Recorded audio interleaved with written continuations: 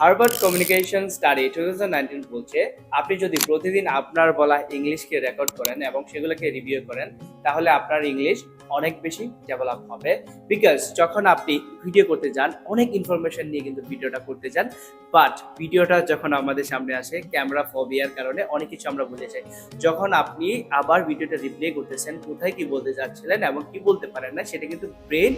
Alert হয়ে যায় এবং নেক্সট টাইম যখন ভিডিও করতে চান তখন আপনার ব্রেন সর্বোচ্চ এফোর্ট দেয় আর ভুল না করার জন্য। সো হার্ভার্ড ইউনিভার্সিটি আবার বলেছে যদি এরকম টেকনিকটা আপনি ব্যবহার করেন, নিজে নিজে টিচার হয়ে জাজ করেন, তাহলে 4 গুণ বেশি আপনি ফ্লুয়েন্ট হতে পারবেন। আর ইন্টারেস্টিং ব্যাপার হচ্ছে আমাদের ব্যাচের যে অফলাইন ব্যাচের যে স্টুডেন্ট রয়েছে তাদেরকে আমরা